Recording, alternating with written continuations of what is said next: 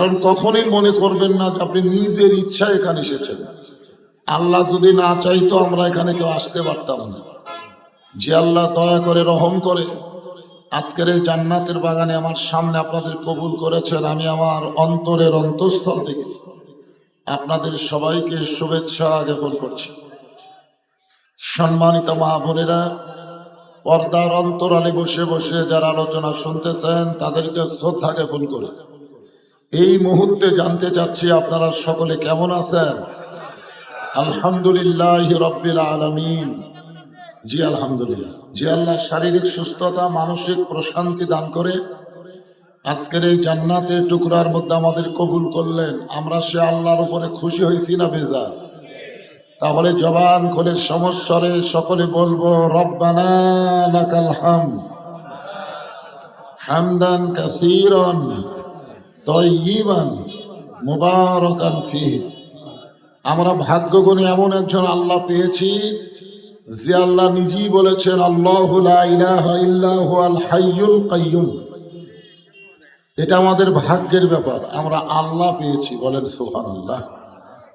আল্লাহ যদি দুনিয়াতে আমাদেরকে হিন্দুর ঘরে পাঠাতো, বৌদ্ধ ইহুদি খ্রিস্টানদের ঘরে পাঠাতো, তাহলে কিন্তু আমরা আল্লাহ পেতাম না, ভগবান পেতাম, গড পেতাম, ঈশ্বর পেতাম। কিন্তু মুসলমানের ঘরে আল্লাহ আমাদের কবুল করার কারণেই জন্মসূত্রে আমরা আল্লাহ পেয়েছি, বলেন সুবহানাল্লাহ। এখান থেকে প্রমাণ হয়ে গেল আল্লাহ তাআলা আমাদের পক্ষে রয়েছেন। এই দুনিয়াতে আসার আগে আমরা আর একটা জগতে ছিলাম, যেই জগৎকে বলা হয় রুহের জগৎ। এই রুহের জগতে আল্লাহ তাআলা আমাদের রুহগুলোকে অত্যন্ত পছন্দ করে দুনিয়ার জগতে মুসলমানের ঘরে কবুল করে আল্লাহ ঘোষণা করেছেন ওমা ইয়াবতাগি গায়রাল ইসলামি দীনান ফালা ইউকবালা মিনহু। ইসলাম ছাড়া অন্য কোন জীবন ব্যবস্থা কেউ যদি গ্রহণ করে, আল্লাহ বলেছেন কখনোই তা কবুল করা হবে না। আল্লাহর কাছে একমাত্র কবুলযোগ্য জীবন ব্যবস্থা ধর্মের নাম কি? ইন্না দীনা ইনদাল্লাহিল ইসলাম। আল্লাহ সেই ইসলামের ভিতরে মুসলমান হিসেবে আমাদেরকে কবুল করাতে খুশি না বেজার? তাহলে জবান খুলে আরেকবার বলি আলহামদুলিল্লাহ। এই মাসটা হলো রজব মাস। জোরে বলেন কি মাস? এই মাসে আল্লাহ তাআলা আমাদের নবীকে আরশে নিয়ে গেছিলেন। আরশে আল্লাহ তাআলা নবীর সঙ্গে সাক্ষাৎ করেছেন, যাকে আমরা বলি মেরাজ। যাকে কি বলি? মেরাজ বলি। সেই লাইলাতুল মেরাজে আল্লাহ তাআলা আমাদের নবীকে এক সময় জান্নাত দেখার জন্য তৌফিক দিয়েছেন, বলেন সুবহানাল্লাহ। জীবিত অবস্থায় জান্নাত দেখেছেন কেবলমাত্র আমাদের নবী, বলেন সুবহানাল্লাহ। আমরাও জান্নাতে যাব কখন? জীবিত অবস্থায় না মরার পরে? আমরা মরার পরে জান্নাতে যাব। আর আল্লাহ তাআলা আমাদের নবীকে জান্নাত দেখাইছেন জীবিত অবস্থা। আল্লাহ রাসূল যখন জান্নাতের মধ্যে প্রবেশ করলেন, ওই সময় নবীর সঙ্গে একজন ফেরেশতা ছিল, নাম হলো জিবরাইল। জোরে বলেন নাম কি? আর আমাদের সঙ্গে সব সময় দুইজন ফেরেশতা থাকে, সব সময়। আমি ঘুমালেও থাকে, চেতন অবস্থাও থাকে, দিনের আলোতেও থাকে, রাতের অন্ধকারেও থাকে। জীবিত অবস্থায় সবসময় যে ফেরেশতা দুইজন আমাদের সঙ্গে থাকে, এটা কি আপনাদের বিশ্বাস হয়? তাহলে আমি যেগুলো ভালো কাজ করি, আমি যেগুলো খারাপ কাজ করি, এগুলো লেখার জন্য দুইজন সম্মানিত ফেরেশতা আল্লাহ সেট করে দিয়েছেন। কিন্তু আল্লাহর নবীর সঙ্গে দুইজন ফেরেশতা থাকতো না, এই জন্যই লেখার দরকার নেই। আর আমরা সকলেই জানি এই দুই ফেরেশতা কোথায় থাকে? কথা কয় না, কান্দে থাকে। তো নবীর কান্দে চড়ার মতন কোন যোগ্যতা ফেরেশতার আছে? এ কারণে আল্লাহ নবীর সঙ্গে যে ফেরেশতা থাকতো, মাঝে মধ্যে নবীর কাছে আসতো, তার নাম হলো জিবরাইল। আর লাইলাতুল মেরাজে জান্নাত পর্যন্ত যে ফেরেশতা নবীর সঙ্গে ছিলেন, ওই ফেরেশতার নাম হলো জিবরাইল। জিবরাইল বললেন, ইয়া রাসূলুল্লাহ, আপনি যদি জান্নাত থেকে বের না হন, আল্লাহ আপনাকে জান্নাত থেকে বের করে দিবে না। কারণ জান্নাতের একটা শর্ত আছে, আছে না নাই? শর্তটা কি? ঢুকলে বাড়ান লাগবে। আল্লাহ কোরআনে বলেন, সালামুন আলাইকুম তিবতুম ফাদখুলুহা খালিদিন।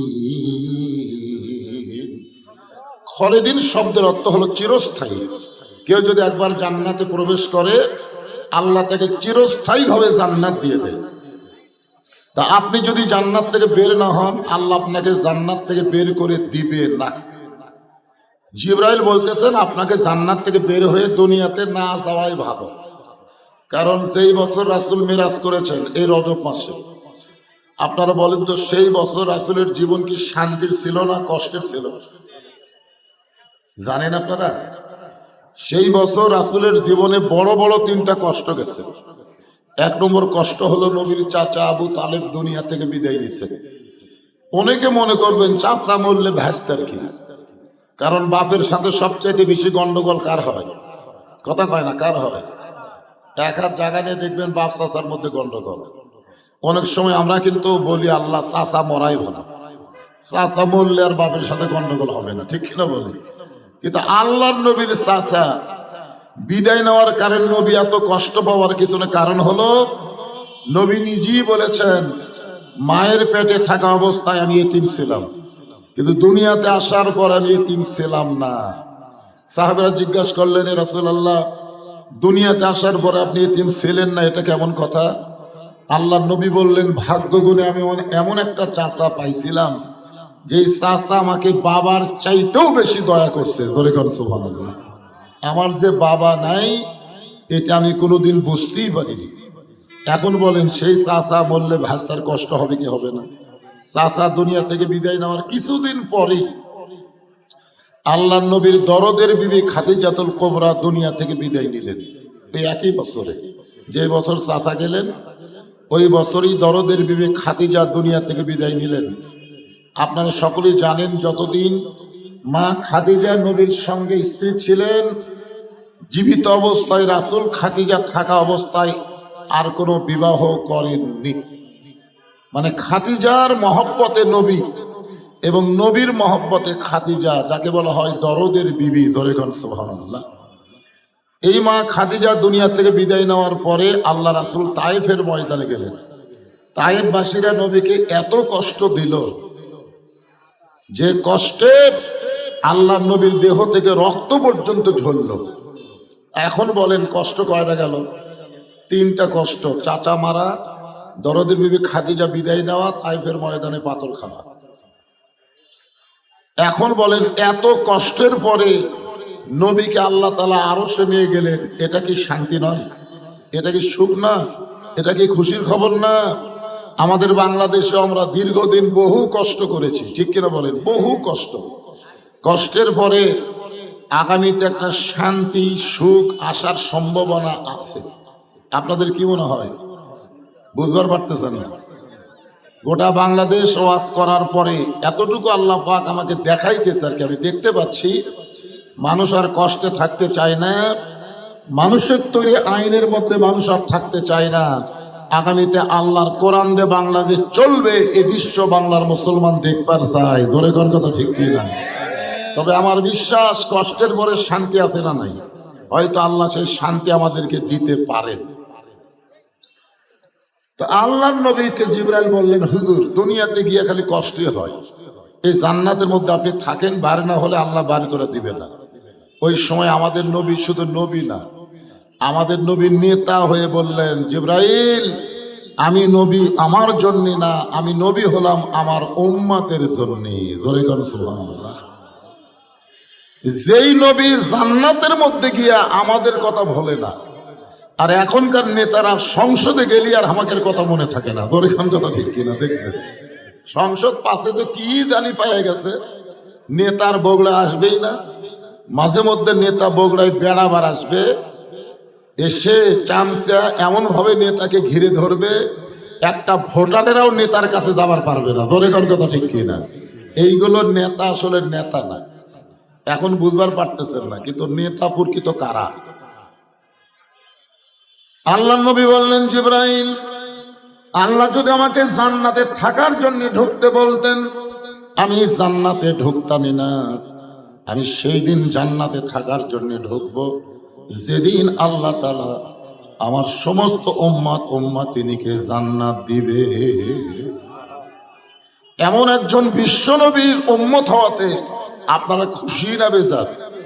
তাহলে জবান খুলে আর একবার বলি আলহামদুলিল্লাহ। আমি আপনাদের অনুরোধ করবো, গেটের কাছে শুধুমাত্র ভলেন্টিয়ার ছাড়া বাদ বাকি যারা আছেন তারা বসে পড়বেন। কোরআনের মাহফিলে বসাটাই হলো আদবি। বসাটা কি আদব, আর দাঁড়িয়ে থাকা ওটা বলা লাগবে না, আদবের উল্টা কি হয়। তো বসাটা যদি আদবে হয়, দাঁড়িয়ে থাকা কি আপনি নিজেই চিন্তা করেন। এই জন্য আমি বলবো যতক্ষণ জায়গা আছে আপনারা বসবেন।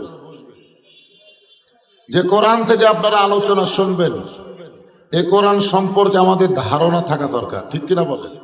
এই কোরআন সম্পর্কে আমাদের একটা আইডিয়া থাকা দরকার। আপনারা বলেন তো, যে কোরআন থেকে আপনারা তাফসীর শুনবেন, এই কোরআনে কোনো সন্দেহ আছে?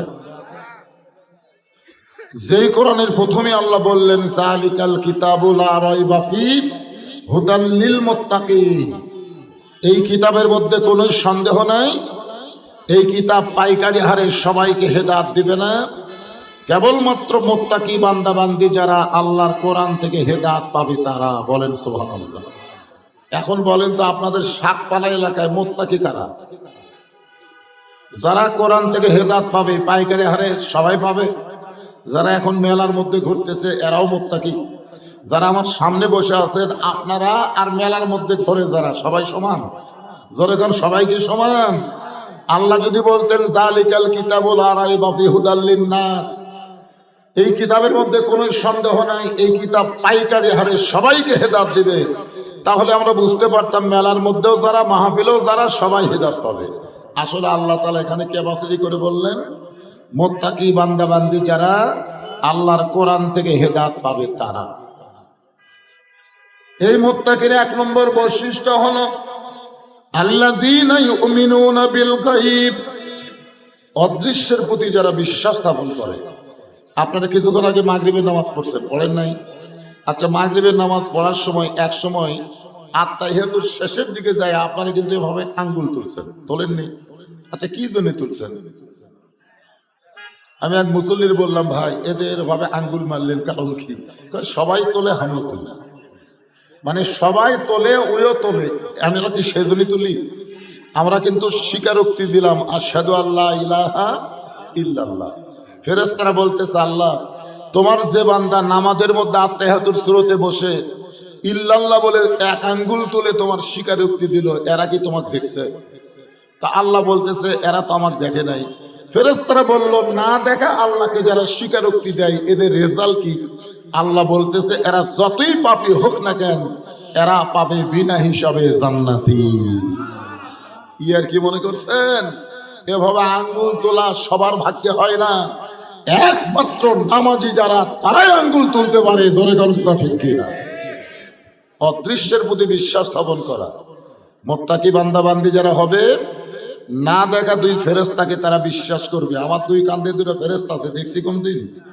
রাতের অন্ধকারে দরজা জানলা লাগাই দিয়ে অনেক ছেলেরা ভিডিও, মোবাইলের অশ্লীল ভিডিও দেখবার যখন চায়, ও যদি বিশ্বাস করে আমি একলা না রে, আমার কম্বলের মধ্যে আমার দুই ফেরেশতাও কান্দত আছে, আপনার বলেন ও অশ্লীল ভিডিও দেখতে পারবে? কারণ তোমার দুই কান্দে দুই মোহরি লিখিতেছেন ডায়েরি, দলিল দেখে রায় দিবে, টাকা পয়সার নাই কারবার, কিরামান কাতিবিনা ইয়ালামুনা মা তাফআলুন। মুত্তাকি বান্দা বান্দি যারা, তারা কোনোদিন চারিদিকে তাকাবে না। আজকে আমরা কোনো কাজ করার সময় চারিদিকে তাকাই, এভাবে চারিদিকে তাকাই, দেখি কেউ নেই, তখন মনে করি কেউ যখন দেখতেছে না তাহলে অন্যায় করি। মুত্তাকি যারা হবে তারা কোন দিকে তাকাবে? চারিদিকে না তাকালে কোন দিকে তাকাবে? ওরে বাবা, কে দেখতেছে? কথা বলেন না কেন, কে দেখতেছে? হ্যাঁ, এই জন্য সবাই মুত্তাকি হওয়ার পারে না। অনেক নামাজিও দেখবেন মুত্তাকি হওয়ার পারে না, নামাজ পড়ে তারপরও চারিদিকে তাকায় দিয়ে কেউ নাই, অন্যায় করে। অথচ যে ব্যক্তির নামাজ আদায় করবে সে কিন্তু অন্যায় করবে না, কিন্তু নামাজ যারা পড়ে তারা করতে পারে। এই কোরআন শরীফে নামাজ পড়ার কথা এক জায়গাও নেই, ইকরাউস সালাত কোনো জায়গাত নাই, সব জায়গায় আছে আকিমুস সালাত, নামাজ কি করো? কায়েম করো। বর্তমান আমাদের বাংলাদেশে আমরা নামাজ পড়তেছি, নামাজ কায়েম হচ্ছে না। কায়েম শব্দের অর্থ হলো প্রতিষ্ঠা।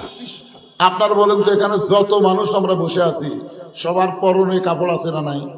সবার শরীরে কাপড় আছে না নাই? তাহলে বোঝা গেল আমাদের বাংলাদেশে কাপড় পরা এটা কায়েম হয়ে গেছে, এটা প্রতিষ্ঠা পেয়ে গেছে। এখন যদি কোনো উলঙ্গ মানুষ আপনাদের কাছে এসে বসবার চায়, ন্যাংটা মানুষ, আপনারা কে কাছে বসাবেন? বরং সবাই ন্যাংটাকে তাড়া দিবেন, না হয় জোর করে তাকে কাপড় পরাবেন। যে কোনো একটা করবেন, হয় তাড়ায় দিবেন না হয় কাপড় পরাবেন। তাহলে বোঝা গেল যেখানে কাপড় পরা প্রতিষ্ঠা হয়ে গেছে, কায়েম হয়ে গেছে, এই জায়গায় ন্যাংটা মানুষকে যেমন মনে হয়, যেদিন বাংলাদেশে নামাজ কায়েম হবে সেদিন বেনামাজিকে ন্যাংটার মতন মনে হবে। জোরে কোন কথা ঠিক কিনা? হয় তাকে সমাজ থেকে তাড়ায় দিবেন, না হয় তাকে যেভাবেই হোক নামাজ আদায় করার ব্যবস্থা করাবেন। জোরে কোন কথা ঠিক কিনা? এখন আপনারা বলেন তো, আমাদের বাংলাদেশে কি নামাজ কায়েম হয়েছে? তো নামাজ কায়েম কি দেওয়া হবে? আমার ওয়াজ দেওয়া হবে? আমি কি 2-4 বছর হলো ওয়াজ করতেছি?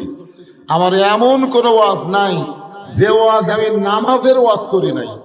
আপনারা ইউটিউবে খুঁজে দেখেন, আমার এমন একটা ওয়াজ পাবেন না যে ওয়াজে নামাজের 2-4 মিনিট আমি ওয়াজ করিনি। কিন্তু আমি ওয়াজ করে দেখতেছি, কান্ত হচ্ছে না। তার মানে বোঝা গেল আমাদের বাংলাদেশে নামাজ কায়েম করতে গেলে ওয়াজ দেওয়া হবে না। নামাজ কায়েমের সিস্টেম, নামাজ কায়েমের পরিবেশ, নামাজ কায়েমের সমাজ, নামাজ কায়েমের রাষ্ট্র তৈরি করা লাগবে। জোরে কোন কথা ঠিক কিনা? এই রাষ্ট্র তৈরি করতে হবে কিভাবে? এই বিধান কি আল্লাহর কোরআনে আছে না নাই? দরকার আছে না নাই? যেই কোরআন সম্পর্কে আল্লাহ বললেন, অনুনাজ্জিলু মিনাল কুরআনি মা হুয়া শিফাউ ওয়া রাহমাতুল লিল মুমিনিন।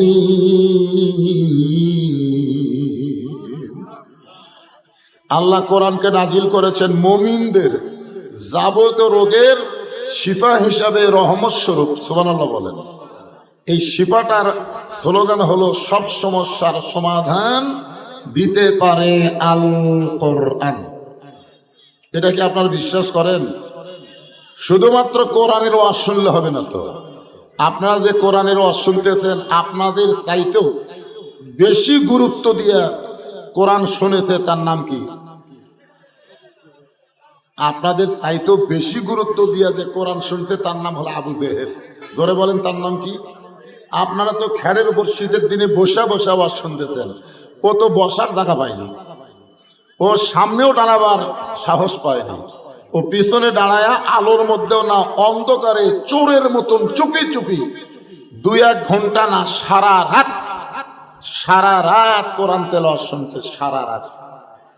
যেই কোরআন সম্পর্কে আল্লাহ বললেন, ইন্নামাল মুমিনুনা আল্লাযীনা ইযা যুকিরাল্লাহু ওয়াজিলাত কুলুবুহুম ওয়া ইযা তুলিয়াত আলাইহিম আয়াতুহু যাদাতুহুম ঈমানাও ওয়া আলা রাব্বিহিম ইয়াতাওয়াক্কালুন। কি বলছিলেন? মুমিন কারা? আবু জেহেল কি মুমিন? কোরআন শুনছে, কোরআন শুনছে সারা রাত। সকালবেলা গিয়ে মিটিংয়ে মুখ ফসকে বলে ফেলেছে, এত সুন্দর কোরআনের বাণী, রাতটা কোন দিক দিয়ে গেল আমি বুঝবারই পারিনি। যেরকম আমরা অনেকে বলি, বদরুল রশিদ 2 ঘন্টা ওয়াজ করলো রে, বোঝাই গেল না, অথচ এশার নামাজ পড়লো না। কি বুঝতেছেন? বদরুল রশিদ 2 ঘন্টা ওয়াজ করলো, বোঝাই গেল না, অথচ এই লোকটা ফজরের নামাজ পড়লো না। আপনারা বলেন তো, এর চরিত্র আর আবু জেহেলের চরিত্র কি সমান না? আমার কথা কি বুঝতেছেন? তা আবু জেহেল বলতেছে, এত সুন্দর কোরআনের বাণী, রাতটা কোন দিক দিয়ে গেল আমি বুঝবারই পারি। তা আবু সুফিয়ান বলেন, তা যেই কোরআন শুনতে সারা রাত চলে যায়, বোঝা যায় না, সেই কোরআন ধরলে অসুবিধা কি? শুনলেই যদি এত মজা, তাহলে এটা ধরার দরকার আছে না নাই?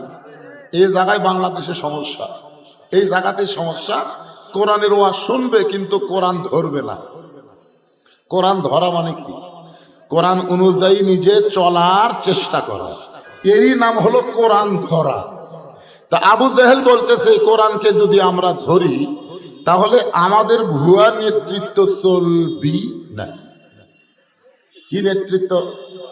আজকে বাংলাদেশে যারা ভুয়া নেতৃত্ব দিবার চায়, বিসমিল্লাহির রহিম বলে শুরু করে মানুষের আইনের কথা বলে, মানুষের রাষ্ট্রের কথা বলে, মানুষের সংবিধানের কথা বলে, বিসমিল্লাহ যতই বলুক, এরা আসলে ভুয়া নেতৃত্ব দিবে, আল্লাহর কোরআনের নেতৃত্ব দিবে না। ধরে কথা ঠিক কিনা কথা বলেন? তা আবু জেহেল কোরআন শুনবে ঠিকই, কিন্তু কোরআন গ্রহণ করবে না। এখন আপনারা বলেন, আমরা কি আবু জেহেলের মতন শুনবো?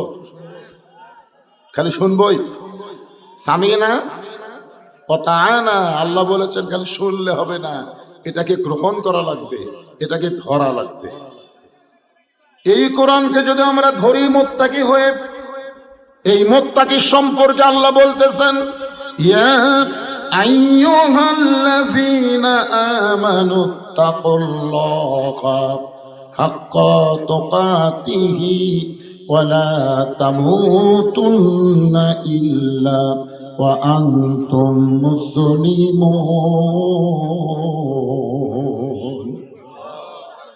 এই মুত্তাকির ব্যাখ্যা করতে গিয়ে আল্লাহ এখানে বলতেছেন যে হুদাল্লিল মুত্তাকিন, কোরআন থেকে হেদায়েত নিতে গেলে কি হওয়া লাগবে?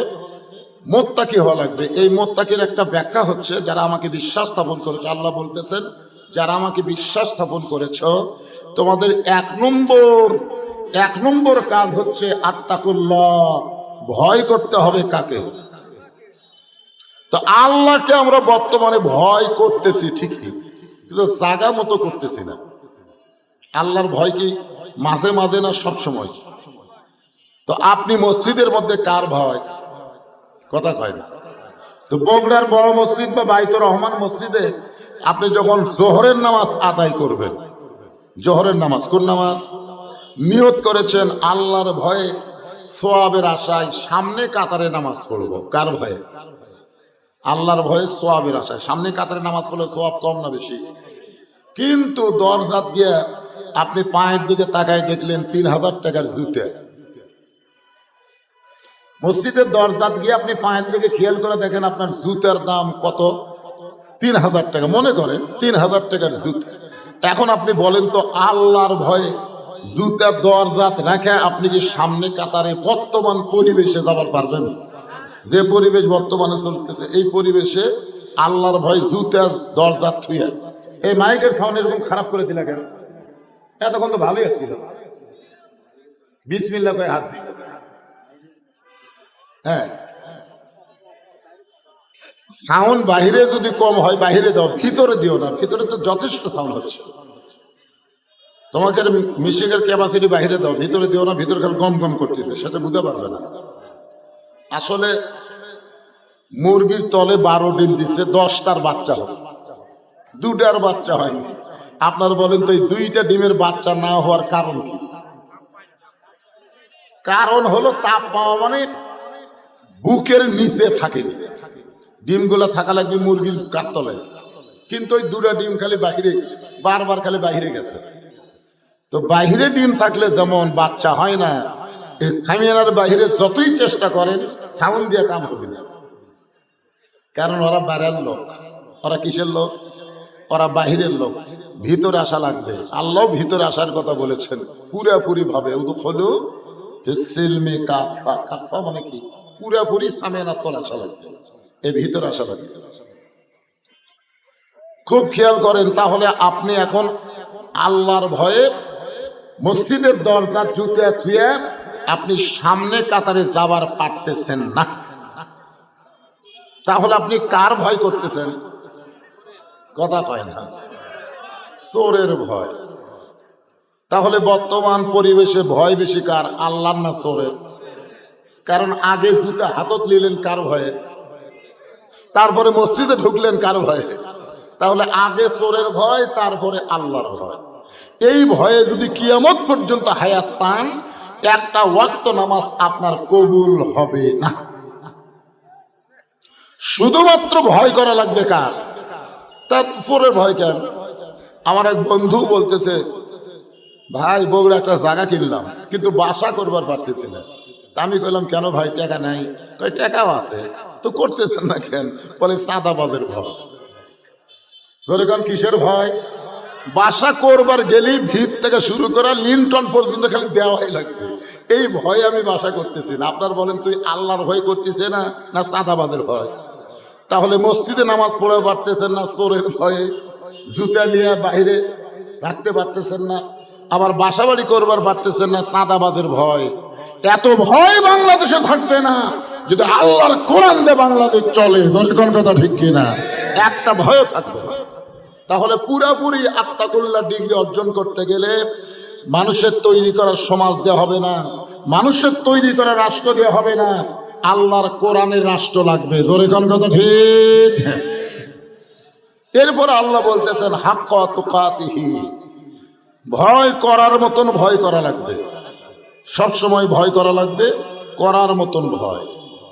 এই ভয় করার মতন ভয় কেমনে হয় এইটা বোঝানোর জন্য বলতেছে, একটু মনোযোগ দেন। আমাদের বাংলাদেশের মতন, এই খেয়াল করেন, আমাদের বাংলাদেশের মতন ৯৬টা দেশ একত্র করলে যত বড় এরিয়া হবে তার চাইতে বেশি এরিয়ার একজন খলিফা ছিলেন হযরত উমর। ধরে কোন সুবহানাল্লাহ। আপনারা উমর ফারুকের জীবনী পড়ে দেখবেন, উমর ফারুক যতদিন সাহাবী ছিলেন ততদিন এত গরম ছিল যে রাস্তা দিয়ে উমর যাইতো, সেই রাস্তা দিয়ে শয়তান কয়দিন যাবার পারতো না। কিন্তু হযরত উমর যেদিন থেকে মদিনার খলিফা হলো সেই দিন থেকে হযরত উমর কিন্তু এত গরম ছিল না, উমরের মতো নরম মানুষ কেউ ছিল না। বলেন সুবহানাল্লাহ। তাহলে চিন্তা করে দেখেন, আল্লাহর কোরআন দিয়ে যখন কাউকে দায়িত্ব দেওয়া হয়, সে ক্ষমতা পাওয়ার আগে হয়তো গরম থাকতে পারে, কিন্তু আল্লাহ যখন ক্ষমতা দেয় তখন কি হয়? নরম হয় না গরম হয়? আর আমাদের বাংলাদেশে নরম কখন হয়? ক্ষমতা পাওয়ার আগে নরম। গরিবের বন্ধু, সমাজসেবক, জনদরদি নেতা গাড়ির থেকে নামা ফকিরক সালাম দেয়, আসসালামু আলাইকুম চাচা কেমন আছেন? ফকির চারিদিকে তাকায় দেয়, কে রে বাবা, কারে সালাম দিলে? আপনাকে দিলাম, আমি তো ভিক্ষা করে খাই। কয় ভোটের আগে চাচা আপনিও তো হামিও তাই। হাই নেতা, ভোটের আগে নেতা এত নরম হয়ে গেছে, সাধারণ মানুষের কাছে গিয়ে হাত ধরে ধরে মনে করতেছে নেতার চাইতে ভালো মানুষ কেউ নাই। যেই ক্ষমতা পায় গেল, ক্ষমতার মালিককে হাই হাই নেতার সাইজ। কিন্তু আল্লাহর কোরআন দিয়ে যখন রাষ্ট্র চলবে, আগে থাকবে এমন রাস্তাতে গেলে শয়তান 40 দিন যায় না। সেই মানুষটা অর্ধ পৃথিবীর খলিফা হইয়া জুমার দিনে যখন খুতবা দেয়, এমন সময় একজন সাহাবী দাঁড়িয়ে বলতেছে, আমিরুল মুমিনিন, আপনার খুতবা আমরা শুনবো না। ওমর ফারুক চমকে গেল, কি জন্যে ভাইজান? আমার দোষটা কি? কোন দোষে আমার খুতবা শুনবা না? সাহাবী বলতেছে, আমাদেরকে খাটো পাঞ্জাবি দিয়া আপনি লম্বা জুব্বা পরে খুতবা দিচ্ছেন, আমাদেরকে খাটো পাঞ্জাবি দিয়ে আপনি লম্বা জুব্বা কোথায় পাইলেন? এটা যতক্ষণ না বলবেন ততক্ষণ আপনার খুতবা মানে বক্তব্য শুনব। আচ্ছা বলেন তো, মানুষের আইন দিয়ে যদি রাষ্ট্র চলতো, এরকম কথা বলার সাহস হতো? কে রে তুই রে? আরে ওমর ফারুক কিছু বলার আগে ওমর ফারুকের চামচের আওয়াজ ধরে সেই সাইজ করতো, কিন্তু আমাকে নেতা কি করবে, যা করবে করবে, তুই ধরার কি? এটা হলো মানুষের আইন। আর আল্লাহর আইন যখন চালু হবে, মসজিদের মধ্যে কার আইন চলে?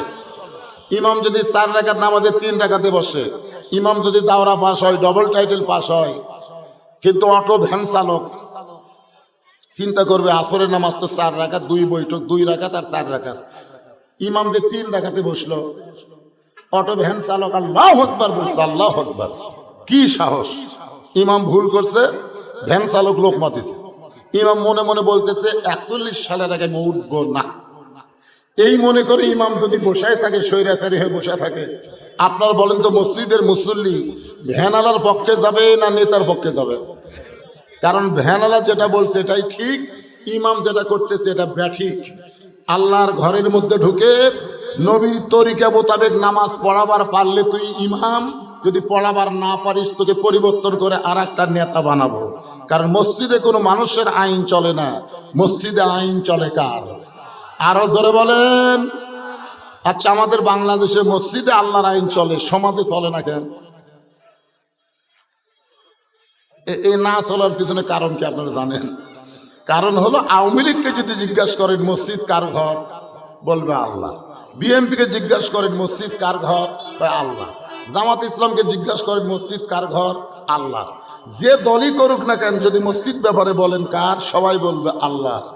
বাংলাদেশের সমস্ত দলের মানুষ মসজিদ আল্লাহর ঘর বিশ্বাস করছে, কিন্তু গোটা বাংলাদেশও যে আল্লাহর এই বিশ্বাস এখনো করেনি। ধরে এখন কথা ঠিক কিনা? আপনারা বলেন তো, মসজিদ কার, দেশ কার, পৃথিবী কার? খালি মুখ দিয়ে ধারাপথের মতন আল্লাহর আল্লাহ ঠিকই, কিন্তু মসজিদের মতো বিশ্বাস করেনি বলে মসজিদে কোনো রাজনীতি চলে না। সব দলের মুসলমান এক কাতারে নামাজ পড়ে। ধরে কোন কথা ঠিক কিনা?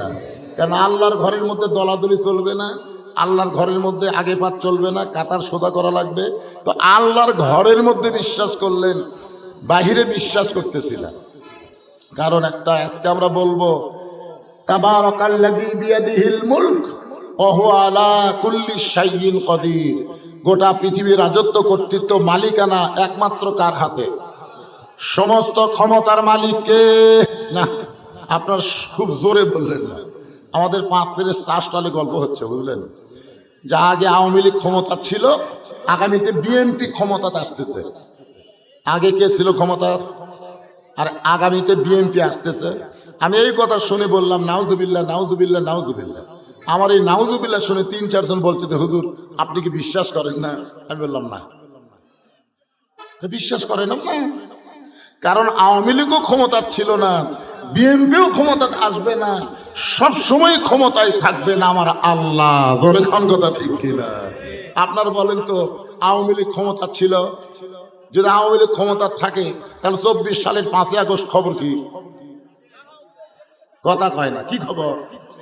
তাহলে বিএনপিও ক্ষমতা আসতেছে না। আল্লাহ ইচ্ছা করলে কাউকে ক্ষমতা দেয় পরীক্ষা করার জন্য, লিয়াবলুয়াকুম আইয়ুকুম আহসানু আমালা। তোমাদেরকে পরীক্ষা করা হবে সুন্দর আমলের জন্য। ব্যবসায়িক ভাবে অপমান করে, ন্যাংটা করে ক্ষমতার থেকে নামায় দেওয়া হবে। জনগণ কথা ঠিক কিনা? তাহলে সব সময় যিনি ক্ষমতায়, তিনি কে? ওয়া হুয়া আলা কুল্লি শাইইন কদির। প্রত্যেকটা বিষয়ের উপরে একমাত্র ক্ষমতা কার? এই কথা বলার সময় যারা জবান খুললেন না, সমস্ত বিষয়ের উপরে ক্ষমতা কার, এই কথাটাও আপনি জবান খুলে বললেন না। বিশ্বাস করেন, আপনি লেখা রাখেন, মরার 2 দিন আগে আল্লাহ আপনার জবান বন্ধ করে দিবেন। 2 দিন আগে থেকে আপনি কেন ও করবেন আর কথা মুখ দিয়ে বাড়াবেন। হক কথাটা, সমস্ত ক্ষমতার মালিক আল্লাহ, এই কথা যখন আপনি বলবেন না, মরার সময় আপনার মুখে আল্লাহ আল্লাহ উচ্চারণ আল্লাহই করতে দিবে না, আল্লাহই করতে দিবে না। কারণ মুনাফিকের মুখে কোনোদিন ঈমানের কলেমা মরার সময় উচ্চারণ হবে না। জোরে কথা ঠিক কিনা? এই জন্য এখন থেকে চর্চা করার দরকার আছে না নাই? সমস্ত ক্ষমতার মালিককে আরো জোরে, জোরসে বলুন মাশাআল্লাহ। এবার তো ঠিক হলো।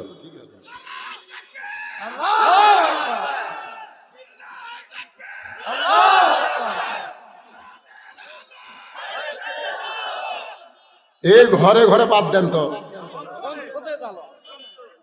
ইয়া ঘরে ঘরে কয়ে কয়ে শেষ হয়ে গেছে। আশা করতেছি ইনশাআল্লাহ আল কোরআনের আলো, কোরআন হাদিস যেখানে, দুনিয়ার মুসলমান লিল্লাহে তাকবীর। হ্যাঁ, একটু মনোযোগ দিয়ে শুনবেন। তো এখন উমর ফারুকের চোখ দিয়ে পানি পড়তেছে কার ভয়ে? আরো জোরে, পাঞ্জাবি লম্বা। হায় হাক্কা তুকাতিহির ব্যাখ্যা করতে গিয়ে বলতেছে, একটু মনোযোগ দেবেন। এমন সময় আব্দুল্লাহ ইবনে ওমর, ওমর ফারুকের সন্তান, যোগ্য সন্তান, 30 পারা কোরআনের হাফেজ। সুবহানাল্লাহ কন্যা কেন? হাদিসের হাফেজ। শুধু 30 পারা কোরআনের হাফেজ না, হাদিসের হাফেজ। চিন্তা করে দেখেন, নেতার বেটার যোগ্যতা কেমন হওয়া দরকার। আল্লাহর কোরআন দিয়ে যখন বাংলাদেশ চলবে, তখন নেতার বেটারা যতই শিক্ষা গ্রহণ করুক, আল্লাহর কোরআনের শিক্ষা তাদের জন্য বাধ্যতামূলক হবে। জোরে কোন কথা ঠিক কিনা? আল্লাহর কোরআনটা যখন বাংলাদেশ চলবে, তখন তিনি শিক্ষামন্ত্রী হবার পারবেন না।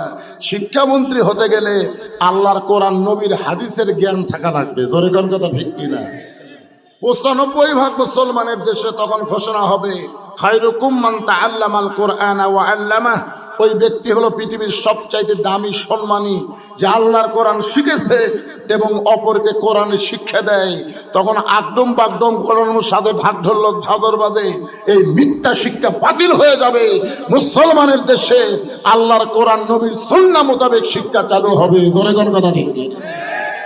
এখন তো যা ইচ্ছা তাই চলতেছে। আমাদের ছোট ছোট বাচ্চাদেরকে পবিত্র হওয়ার জন্য শুরুতে কোন শিক্ষা দেওয়া দরকার? পবিত্রতা শিক্ষা দেওয়া লাগবে না? একটা মাদ্রাসায় গিয়ে দেখবেন একটা বাচ্চা পেশাব করে কি করতেছে, আর একটা প্রাইমারি যা দেখবেন তুমি কি করতেছে, দেখবেন তো। মাদ্রাসার বাচ্চা পেশাব করে পানি খরচ করতেছে, ওযু করতেছে, কারণ কি? লা ইয়ামুসসুহু ইল্লাল মুতাহহারুন। ততক্ষণ পর্যন্ত এই কোরআন শরীফ স্পর্শই করা যাবে না যতক্ষণ পবিত্র না হবে।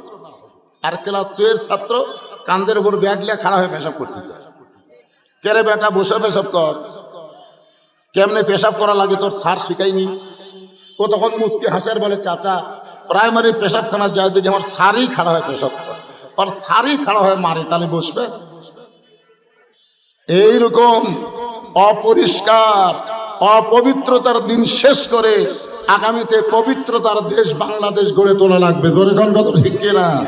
মান সাআলাল্লাহু তাআলা আশ-শাহাদাতা বিসিদকিন বাল্লাগাহুল্লাহু মানাজিলা শাহাদা ওয়া মাতা আলা ফিরাশিহি। রাওয়াহুল বুখারী কিতাবুল মাগাজি। আল্লাহ রাসূল বলেন, কোরআনের বিজয়ের আন্দোলন করতে গিয়া কেউ যদি শাহাদাতের তামান্না নিয়ে অন্তর থেকে আল্লাহর কোরআনের কর্মী হয়ে যায়, ওই মাতা আলা ফিরাশিহি, সে যদি নিজের বিছনাতেও মৃত্যুবরণ করে, বাল্লাগাহুল্লাহু মানাজিলা শুহাদা, হাসরের ময়দানে আল্লাহ তাকে শহীদদের কাতারে দাঁড় করায় দেবে। তো তাহলে চেষ্টা করার দরকার আছে না নাই? দরকার আছে না নাই? হ্যাঁ, চেষ্টা করতে হবে ভাইজান। কারণ আমাদের বাংলাদেশে ওসমান হাদির নাম শোনেন আপনারা?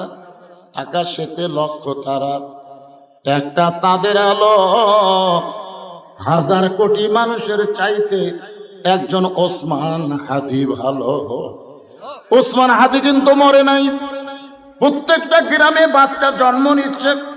মুসলমানের ছেলে জন্ম নেওয়ার সাথে সাথে কোন নাম ছেলের রাখবে? তারা কিন্তু অনেক ছেলের নাম ওসমান হাদি রাইখা দিছে।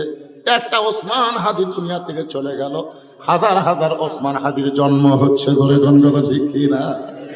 আপনার মনে করেন মরে গেছে, আসলে মরে নাই। আল্লাহ কোরআনে বলেছেন, ওয়ালা তাকুলু লিমান ইউকতালু ফি সাবিলিল্লাহি আমওয়াতুন বাল আহইয়াউ ওয়ালাকিন লা তাশউরুন। আব্দুল্লাহ ইবনে ওমর বাবার পাশে দাঁড়ায় বলতেছে, রে নবীর সাহাবীরা, আমার বাবার জুব্বা লম্বা দেখে বাবার খুতবা তোমরা বন্ধ করে দিলা, কিন্তু আমার দিকে তাকায় দেখো, আমার পরনে কোনো নতুন কাপড় নাই।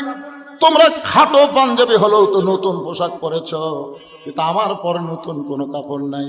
এমন সময় অর্থমন্ত্রী ওসমান গনি, ওমর ফারুক যখন মদিনার খলিফা ছিলেন, ওই সময় অর্থমন্ত্রী হলেন ওসমান গনি। সুবহানাল্লাহ কন না কেন?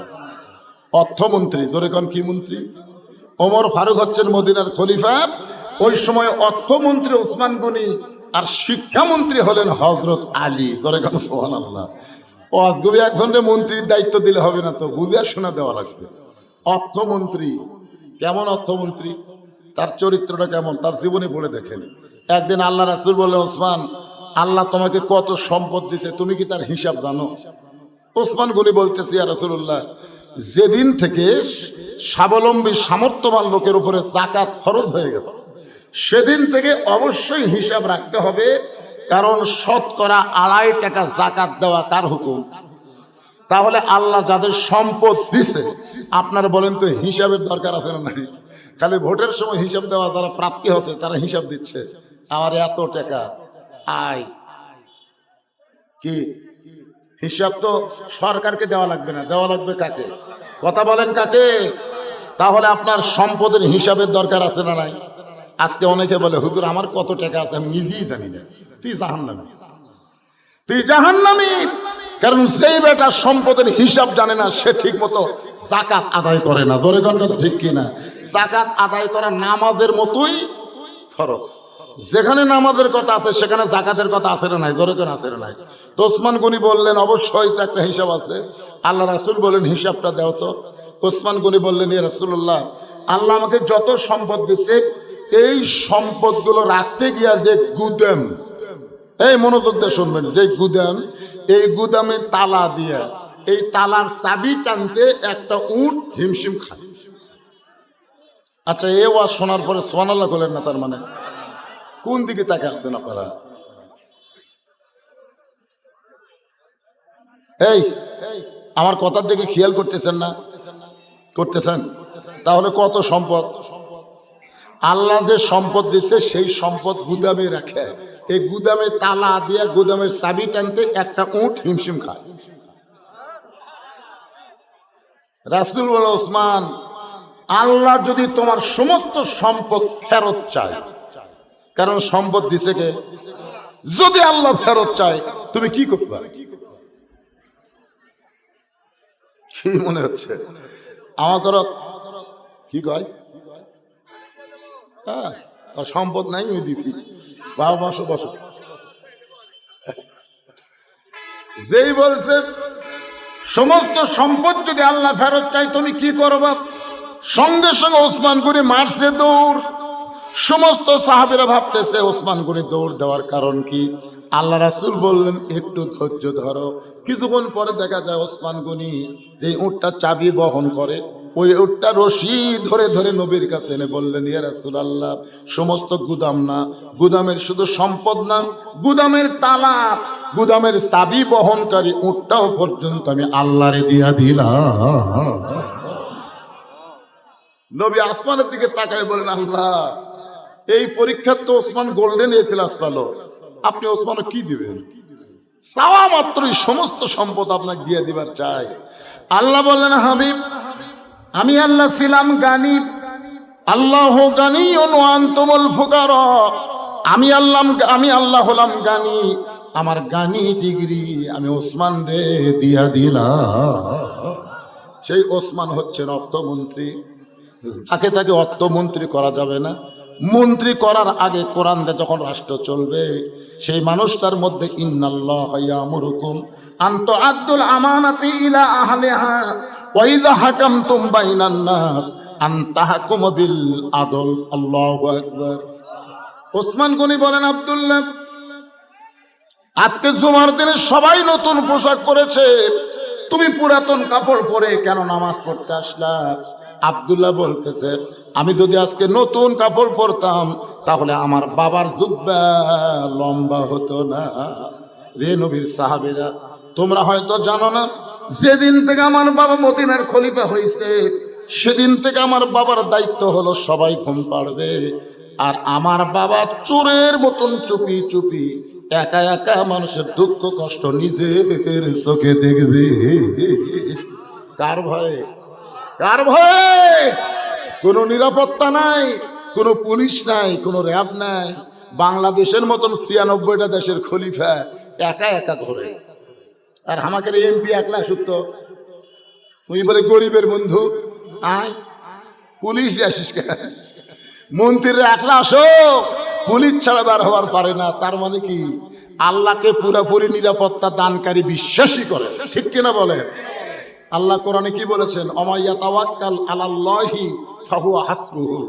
আল্লাহর প্রতি যারা ভরসা করবে আল্লাহই তাদের জন্য যথেষ্ট হয়ে যাবে। জোরে কান সুবহানাল্লাহ। অনেকে নিরাপত্তা কর্মীর হাতি গুলি খাচ্ছে, জোরে কান কথা ঠিক কিনা? আপনারা বলেন তো নমরুদক মারছে কে? মশা মারছে? নমরুদক মারছে কে? যাই মাথাত বেড়াচ্ছিল তাই মারছে, জোরে কান কথা ঠিক কিনা? বেড়াতে বেড়াতে একসময় মনে হয় কি এক দায়িত্ব নিলাম রে, আর আমি ঘুম পাড়ে, আর আমি মশাক বাড়ানোর জন্য মাথার বেড়ে ই তো ঘুম পাড়ে, মার বাড়ি। এমন বাড়ি মারছে মাথা ফাটা মশা বলছে তুইও বাঁচলো আমিও বাঁচলো। আজকে যাদেরকে নিরাপত্তা মনে করতেছ, এরা নিরাপত্তা না, যে কোনো সময় তোমার নিরাপত্তার বিঘ্ন ঘটায় দিবে। ধরে কোন কথা ঠিক কি না? নিরাপত্তা দেওয়ার মালিককে। আরো জোরে জোরসে বলুন। বিশ্বাস করেন এমনি জিকির করতেছেন। হাই হাই, নামাজ পড়ে আবার জিকির করতেছে, আমার দয়াল বাবার দরবারেতে কেউ ফিরে না খালি হাতে। অথচ নামাজে বলছি ইয়া কানা বুধু দেওয়ার মালিককে, আবার কি বলতেছে দয়াল বাবা। আল্লাহর ধন নবীর দিয়ে, আল্লাহ আছে গায়েব হইয়া, নবীর ধন খাজা নিয়ে শুয়ে আছে আজমিরে, কেউ ফেরে না খালি হাতে, খাজা তোমার দরবারেতে। আপা ইমান থাকলো, কেউ ফেরে না খালি হাতে, আল্লাহ তোমার দরবারেতে। একটু মনোযোগ দিয়ে শুনবেন। আব্দুল্লাহ ইবনে উমর বলতেছেন, আমার বাবা চোরের মতন চুপি চুপি একা একা, সবাই যখন ঘুম পাড়ে তখন আমার বাবা নিজের চোখে মানুষের দুঃখ কষ্ট দেখে। আল্লাহর কোরআন দিয়ে যখন রাষ্ট্র চলবে, তখন যাদেরকে নেতৃত্ব দেওয়া হবে তারা আর ঘুমাতে পারবে না। মানুষের দুঃখ কষ্ট নিজের চোখে দেখা তাদের জন্য ওয়াজিব হয়ে যাবে। ঠিক কিনা? ওমর ফারুক দুঃখ কষ্ট দেখতেছেন। হঠাৎ হযরত ওমর দেখতে পাই তাঁবু টাঙ্গানো, তাঁবুর বাহিরে একটা পুরুষ মানুষ অস্থির হয়ে গেছে। একবার উত্তরে যায়, একবার দক্ষিণে যায়। তাঁবু টাঙ্গানো, তাঁবুর বাহিরে একটা পুরুষ মানুষ। জোরে কোন কি মানুষ? পুরুষ মানুষ অস্থির হয়ে যাওয়া লক্ষণ ভালো। অস্থিরতা থাকবে মেয়েদের মধ্যে। জোরে কোন কার মধ্যে? কারণ জান্নাতের মধ্যে আগে অস্থির কে হয়েছিল? হাওয়া না আদম। বুঝতে পারতেছে না? গন্ধম গাছের কাছে আগে কে গেছিল? হাওয়া। মেয়েরা হবে অস্থির আর পুরুষ হবে স্থির। শত কষ্টের মধ্যেও পুরুষকে অস্থির হওয়া যাবে? কথা বলেন না কেন? যাবে? যাবে না ভাইজান। মেয়েরা অনেক সময় অস্থির হতে পারে, মেয়েদের কথা আলাদা। আল্লাহ কোরআনেও বলেছেন, আর রিজালু কাওয়ামুনা আলান নিসা, পুরুষেরা থাকবে উপরে, নারীরা থাকবে কোথায়? উপরে যদি পুরুষ থাকে, নারীরা কুড়ি থাকবে, এটা বলা লাগবে।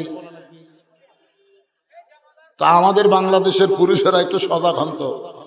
আমরা বহুদিন মেয়ে মানুষের নিচে ছিলাম, আর যেন ভবিষ্যতে কোনো মেয়ে মানুষের নিচে যাওয়া না লাগে। আগামীতে যেন পুরুষেরাই সবকিছু করে, এটা একটু দেখার চেষ্টা করার দরকার আছে না নাই? আল্লাহ কবুল করুক, জোরে করে আমি। ওমর ফারুক দেখলেন তাঁবুর বাইরে একটা পুরুষ মানুষ অস্থির হয়ে উত্তরে যায়, দক্ষিণে যায়। আল্লাহ রাসূল বলেছেন, কাউকে যদি তুমি শান্তি দিবার চাও, সবচাইতে বড় দোয়া হলো সালাম দেওয়া। জোরে কোন কি দেওয়া? আচ্ছা, আপনারা কবর যখন জিয়ারত করবার যান, আপনার প্রথম কি দোয়া পড়েন নাকি সালাম দেন? এখান থেকে প্রমাণ হয়ে গেল, যতই দোয়া পড়েন সবচাইতে বড় দোয়ার নাম হলো সালাম। আসসালামু আলাইকুম ইয়া আহলাল কুবুর। কবরে সালাম দিয়ে কি উত্তর আসে? উত্তর আসে না। তারপরে সালাম দেওয়া দিতে হবে দোয়ার জন্য। ওমর ফারুক লোকটাকে স্থির করার জন্য সালাম দিলেন, আসসালামু আলাইকুম ইয়া আব্দুল্লাহ। লোকটা সালামের উত্তর দেয় না। ওমর ফারুক আবার সালাম দিলেন, আসসালামু আলাইকুম ইয়া আখি। লোকটা সালামের উত্তর দেয় না। ওমর ফারুক আবার যখন সালাম দেওয়ার জন্য যেই বলছে আসসালামু, সঙ্গে সঙ্গে লোকটা বলে, এই মিয়া বারবার আমার সালাম দেশ কেন? বারবার আমার কি জন্য সালাম দেশ? আমি কত বড় বিপদে আছি তুই জানিস? ওইটা যে উমর ওই লোকটাকে জানে, কারণ চোরের মতন একা একা ঘুরতেছে অর্ধ জাহানের খলিফা, এটা বিশ্বাস হয়। তুমি আমারে বারবার সালাম দাও, আমি এমন বিপদের মধ্যে আছি, তোমার দোয়া দিয়ে আমার কোনো কাজ হচ্ছে না। ওমর ফারুক লোকটার সামনে গিয়ে বলে, আপনার কি বিপদ ভাই? আপনার বিপদটা কি? লোকটা বলতেছে, হযরত ওমর যেদিন থেকে আল্লাহর কোরআন দিয়ে রাষ্ট্র চালায়, সেদিন থেকে মানুষের কাছে দিনও যা রাতও তাই। জোরে কন্যা সুবহানাল্লাহ। ওই লোকটা হযরত ওমরের সামনেই বলতেছে, হযরত ওমর যেদিন থেকে আল্লাহর কোরআন দিয়ে রাষ্ট্র চালায়, সেদিন থেকে মানুষের কাছে দিনও যা রাতও তাই। আমাদের বাংলাদেশে বর্তমানে দিন আর রাত কি সমান? এখন কিন্তু রাতের বেলা আমরা বক্তারা খুব বিপদে আছি। অনেক রাস্তা তেল তেলা হলেও কিন্তু আমরা যাবার পারতেছি না, চোর ডাকাতের ভয়ে। আমরা ভাঙ্গা রাস্তা নিরাপদ মনে করে বাড়িতে আসতেছি। এই হাসিনা যাওয়ার পর থেকে বুঝলেন এতই সন্ত্রাসী বেড়ে গেছে ভাই, রাস্তার মধ্যে যেটি সেটি চিনতে। এখন হয়তো বলবেন হুজুর আপনি হাসিনার তারিফ করতেছেন। আচ্ছা, আমাদের বগুড়া শহরের দিকে তাকালে মাঝে মধ্যে হাসিনার কথা মনে হয় না? তল দেও গাড়ি যায়, উপর দেও গাড়ি যায়, এটা করলো কে? এ কথা কন না কেন, এটা কে করলো? যে ওবায়দুল কাদের আজকে মরিছে না বাঁচে আছে, এই নিয়ে ফেসবুকে খুব ঝড় উঠতেছে। আর যাই হোক, আমরা কিন্তু রাস্তাঘাট ভালোবাসি, তোর এখন কথা ঠিক কিনা? যেটা হাসিনার ভালো বলাই লাগবে ভাইজান, বলাই লাগবে। কিন্তু হাসিনার সবচাইতে যেটা খারাপ করছে সেটা হলো আলেম ওলামাদের সঙ্গে, ইসলামের সাথে, ইসলামী শিক্ষার সাথে গাদ্দারি করেছে। তোর এখন কথা ঠিক কিনা? কথা বলেন। এক আল্লামা সাইদি হুজুরকে যদি হাসিনা ছাড়া দিত, বাংলার মুসলমান অর্বর এত রাগ করত, কিন্তু জেলখানায় বন্দি রেখে তাকে আবার হাসপাতালে নিয়ে গিয়ে হত্যা করলো। এই যে ভারতের কথা মতো হাসিনা চলার কারণেই অধিকাংশ মানুষ হাসিনার এত ভালো কাজ দেখেও কিন্তু তারা তার উপর খেপে গেছে। কথা বলেন ঠিক? আমি ভবিষ্যতে যারা বাংলাদেশের ক্ষমতার মসনদে বসবেন তাদেরকে বলতেছি, খবরদার এ ভারতের পক্ষ অবলম্বন করেন না। কারণ বাংলার মুসলমান আর যাই হোক, ভারতের দালালি তারা পছন্দ করে। এ জোরে কন্যা কেন করে? কেন করে না? যেই ভারত আমাদের 400 বছরের পুরাতন বাবরি মসজিদ ভাঙ্গা ওই জায়গায় রাম মন্দির তৈরি করলো। ভারতে মন্দির বানানোর বহু জায়গা আছে, কিন্তু কোনো জায়গায় ফাঁকা জায়গায় মন্দির না বানায়া মসজিদ ভাঙ্গা সে জায়গায় মন্দির বানানোর পর থেকে বাংলার মুসলমানের কলিজার মধ্যে ভারত হলো 1 নম্বর শত্রু। ধরে কোন ঠিক কিনা? একটু মনোযোগ দেবেন। বাংলার মুসলমান নামাজ যদি নাও পড়ে, তারপরেও তারা কিন্তু মসজিদকে ভালোবাসে, বাসে না ভাইজান? আমার এলাকার 2 বেনামাজি গন্ডগোল লাগে, বলতেছে বিশ্বাস যদি না করিস মসজিদ ছুঁয়ে কমরে চল। ওরা কিন্তু নামাজ পড়ে না। তা আমি বললাম, কে রে ভাই নামাজ পড়িস? কয় না। তো মসজিদ? কয় মসজিদ আল্লাহর ঘর হুজুর। আমরা মুসলমানের নামাজ না পড়লো মসজিদকে তাদের জীবনের চাইতে বেশি ভালোবাসে। কথা কন ঠিক কিনা? এই জন্য ভারত বাবরি মসজিদ ভাঙ্গার পর থেকে আমাদের কলিজার মধ্যে একটা আগুন আছে না নাই? এই ভারতের পক্ষে যারা কথা বলবে বাংলার মুসলমান তাদেরকে সহ্য করবে না। কথা প্রসঙ্গে কথা আসতে বললে আপনাদের বললাম একটু খেয়াল করবেন। লোকটা বলতেছে হযরত ওমর যখন আল্লাহর কোরআন দিয়ে রাষ্ট্র চালায় তখন প্রত্যেকটা মানুষের জন্য দিনও যা রাতো তাই। তুমি জানো না, তুমি জানো না। কি কি ভাইজান কি না শোনেন, আজান আজান কি জন্য? নামাজের জন্য, ঠিক না? আজানের উত্তর দেওয়া মানে কি? সবাইকে দেওয়া লাগবে না, এখান থেকে যে কোনো একজন উত্তর দিলেই চলবে। আর আজান দেওয়া মানে আমাদেরকে নামাজের জন্য ডাকতেছে। ধরে কোন কথা ঠিক কিনা? এখন আমরা নামাজ পড়বো না? এ ভাই এখানে যত মানুষ বসে আছেন, আমরা কি এসে নামাজ পড়বো না? প্রতিদিন হয়তো যে টাইমে পড়তাম আজকে সেখান থেকে 8 ঘন্টা 1 ঘন্টা পরে যদি পড়ি অসুবিধা হবে? কোনো সমস্যা আছে? যারা নামাজ পড়বে তারা ঈশার নামাজ না পড়ে কোনোদিন ঘুমাতে পারবেন না। বিশ্বাস যদি না হয়, আপনি যারা 5 ওয়াক্ত নামাজ পড়েন একদিন ঈশার নামাজ না পড়ে আপনি ঘুমানোর চেষ্টা করেন তো দেখি কত বড় মরদ আপনি ঘুমাতে পারেন। নামাজের জন্য ঈশার নামাজ হলো সবচাইতে বড় ঘুমের ট্যাবলেট। আপনি যখন নামাজ আদায় করবেন আপনি দেখবেন সুন্দর মনে ঘুম পাড়বেন, নামাজ পড়বেন না, ঘুমও ধরবে না। এই জন্য আমরা যারা এখানে ওয়াজ শুনতেছি আমরা কি নামাজ পড়বো না? আমাদের যে মসজিদকে কেন্দ্র করে আজকের মাহফিল, এই মসজিদে আজান দিলেই আমরা ওয়াজ বন্ধ করে দেবো। সমস্যা আছে? একটা সময় আছে ভাইজান, আমি যে ওয়াজটা ধরছি এটা একটা কমপ্লিট লাগবে না? এই জন্য আপনারা আনসান করেন না। যারা পিছনে দাঁড়িয়ে আছেন আপনারা আল্লাহর রাস্তায় বসেন, বসেন, সবাই বসেন। বসার জায়গা যতক্ষণ আছে আল্লাহর রাস্তায় একটু বসেন। সবাইকে অনুরোধ করতেছি আপনারা বসেন। আর যারা বসে আছেন যদি কারোর সামনে ফাঁকা থাকে, ফাঁকা যদি থাকে আল্লাহর রাস্তায় একটু জমে জমে চেপে চেপে বসে। শীতের রাত চাপা বসলে কি সমস্যা আছে?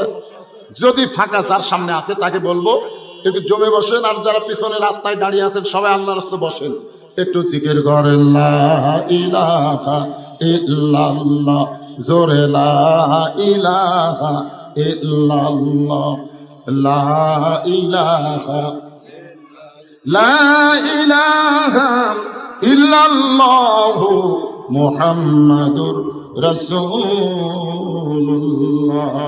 সকলে বলি সাল্লাল্লাহু আলাইহি ওয়াসাল্লাম। কি জানো করলো আবার হঠাৎ এরকম হাত দিয়ে কি করো?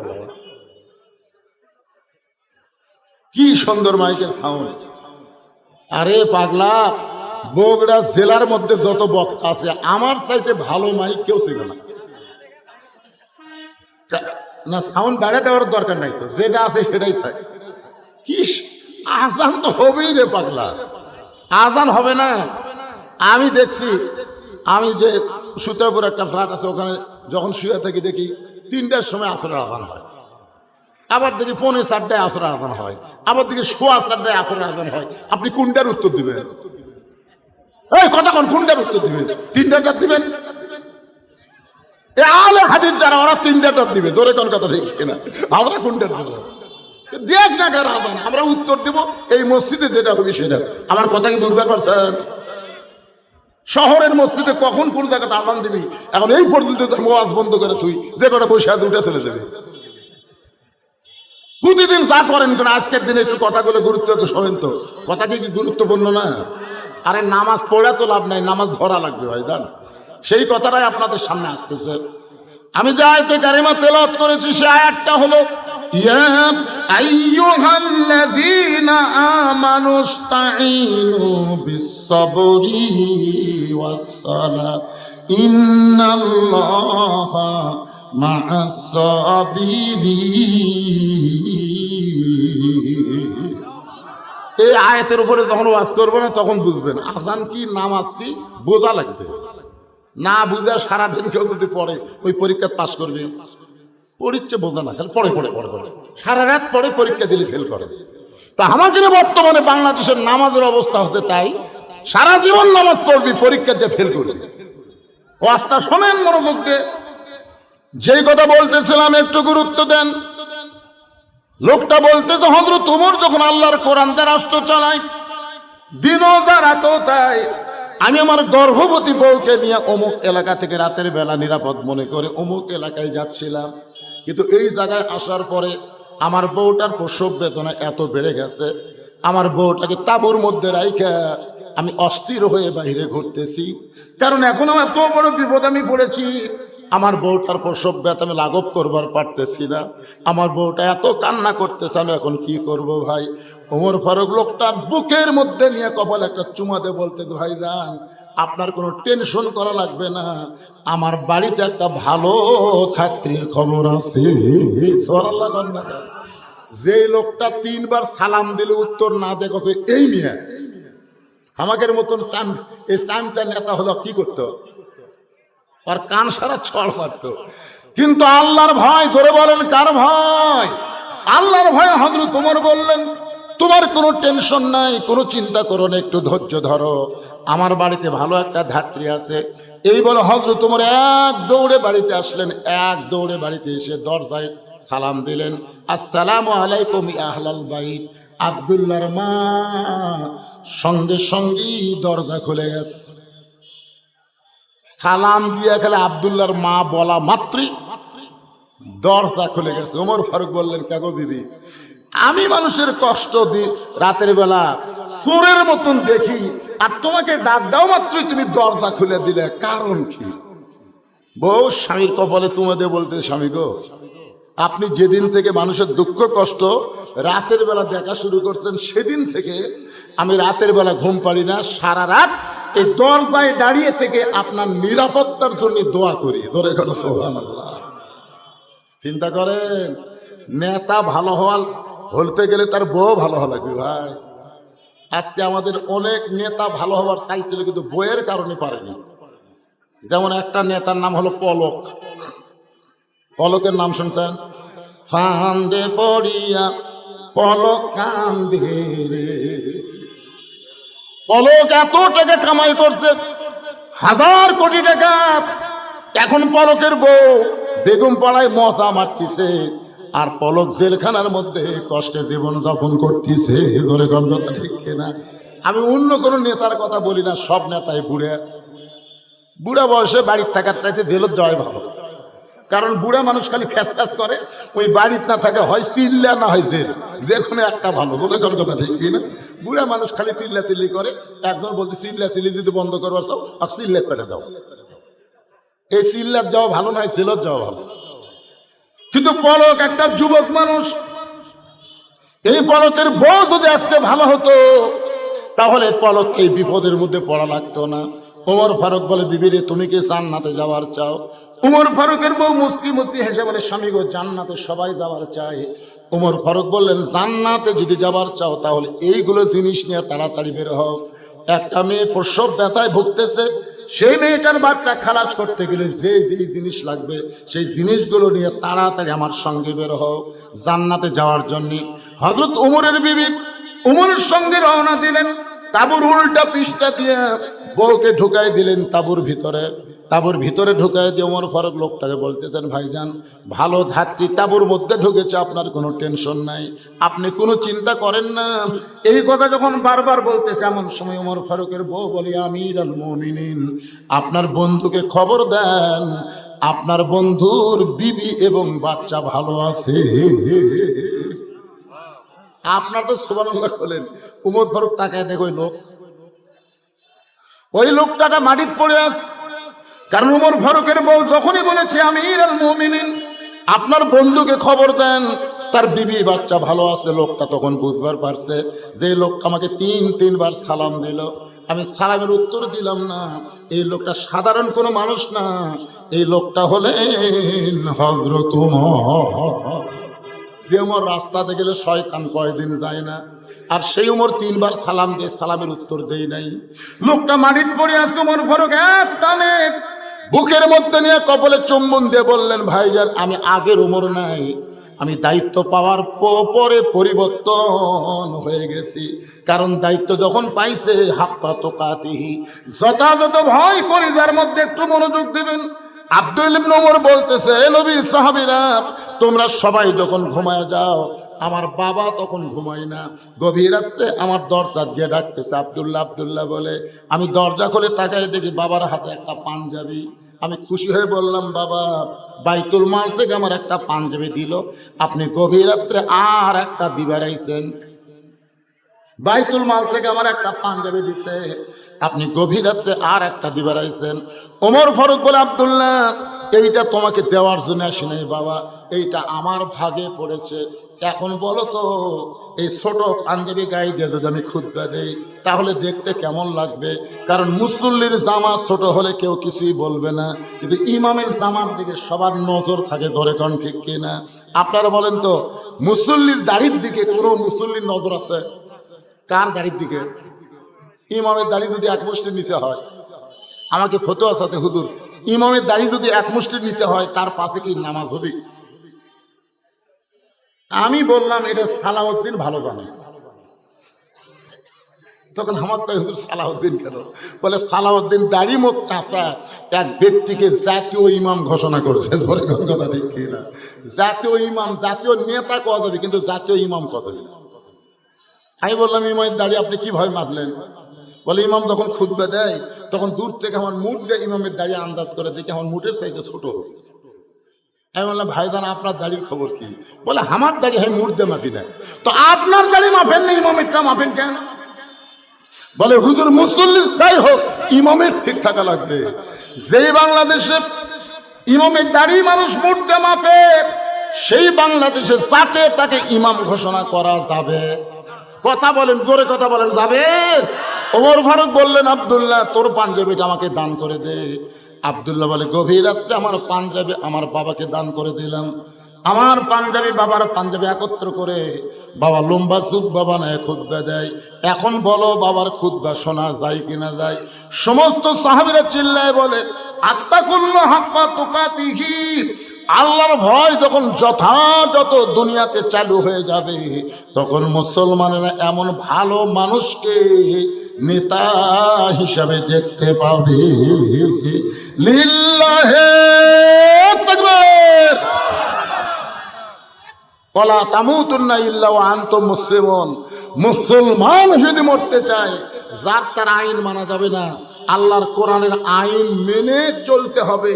তারপরে মুসলমান হয়ে মরা সহজ হবে। আর মুসলমান হয়ে কেউ যখন মৃত্যুবরণ করবে তাকে কবরের কোনো চিন্তা করা লাগবে না। আল্লাহ কোরআনে বলেন, ইন্নাল্লাযীনা ক্বালু রাব্বুনাল্লাহু সুম্মা ইসতাকামু তাতানাজ্জালু আলাইহিমুল মালাইকা আল্লা তাখাফু ওয়া লা তাহজানু ওয়া আবশিরু বিল জান্নাতিল্লাতী কুনতুম তুআদুন।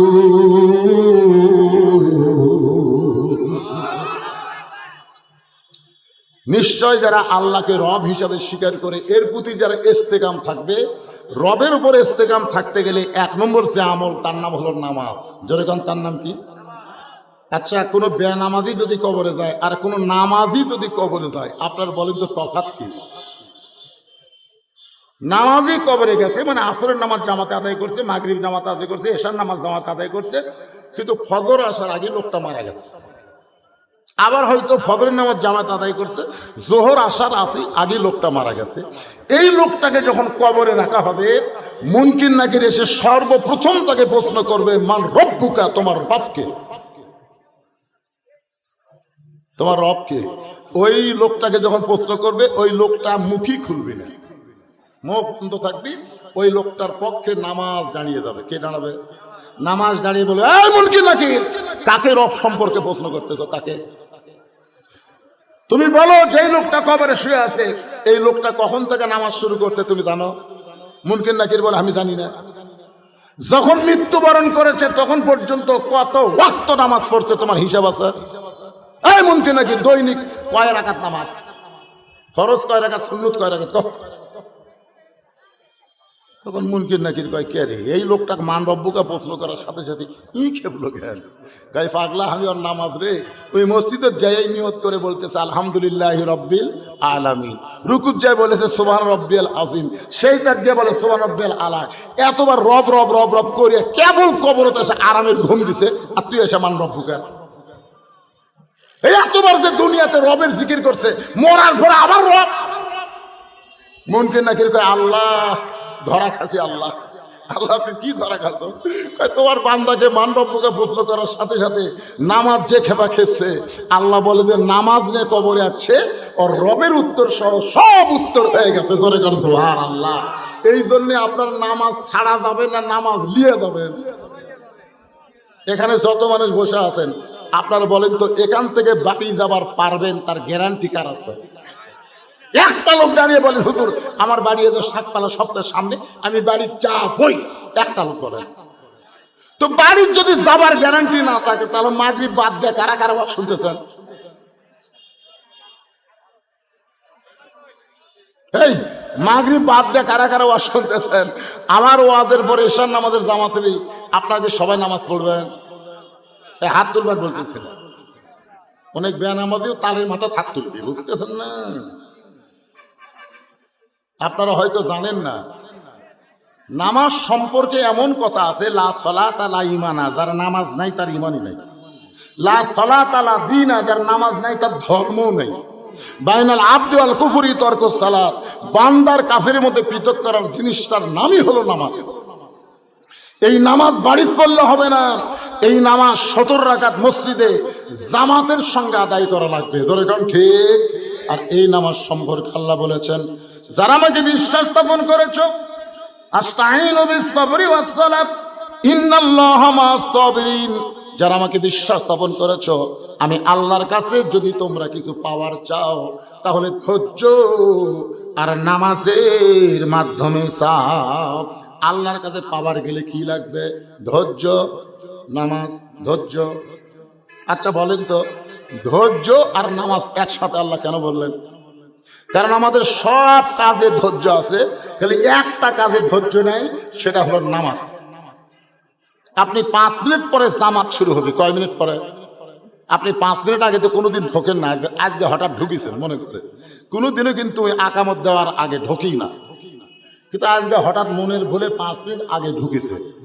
ঢুকে বারবার খালি ঘড়ি দেখতেছে, বারবার নিজে দেখে আবার পরেরটা বলতেছে, ভাই দেখ তোর কয় মিনিট আছে?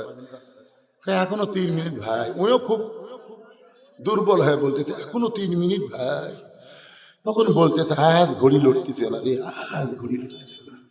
এই লোকটাই নামাজ শেষ করে চাষটানে বসে 1 ঘন্টা গল্প করবি, একবারও ঘড়ি দেখবি না। কথা কন না কেন, ঠিক না?